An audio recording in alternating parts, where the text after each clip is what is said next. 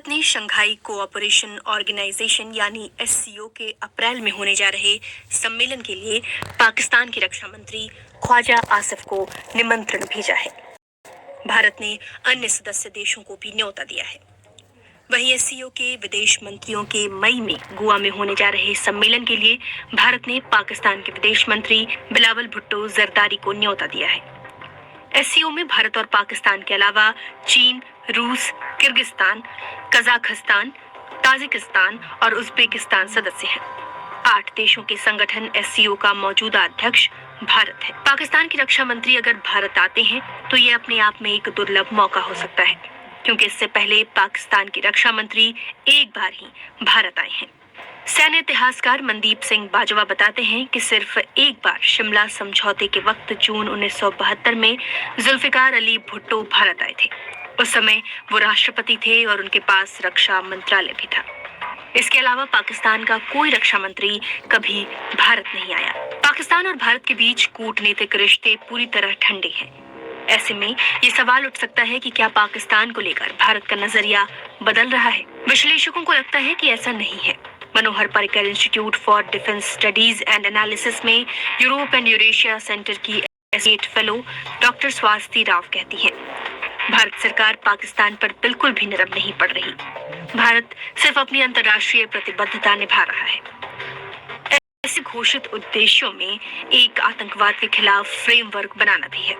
इसी के लिए एससीओ का एक स्थायी स्ट्रक्चर है जिसे रैट्स यानी रीजनल एंटी टेररिज्म स्ट्रक्चर कहते हैं।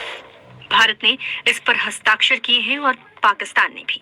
भारत में होने जा रहे एससीओ सम्मेलन में क्षेत्रीय सुरक्षा, अफगानिस्तान के हालात और आतंकवाद से जुड़े मुद्दों पर चर्चा हो सकती है।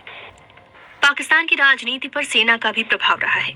पाकिस्तान में कई मामलों में सेना अध्यक्ष के फैसले प्रधानमंत्री और सरकार पर भी हावी हो जाते हैं। ऐसे में सवाल ये भी उठता है कि क्या पाकिस्तान के रक्षा मंत्री को बुलाना प्रतीकात्मक है।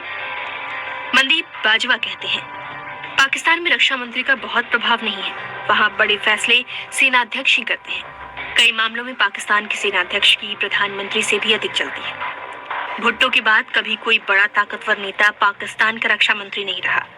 ऐसे में भारत को अगर सुरक्षा मामलों पर बात करनी है तो पाकिस्तान के सेना अध्यक्ष से करनी चाहिए। पाकिस्तान और भारत के बीच मंत्रियों का दौरा आम नहीं है।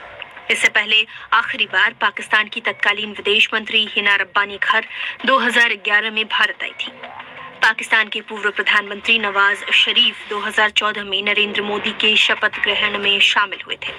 2015 में तत्कालीन भारतीय विदेश मंत्री सुषमा स्वराज 2 दिन के दौरे पर पाकिस्तान गई थी।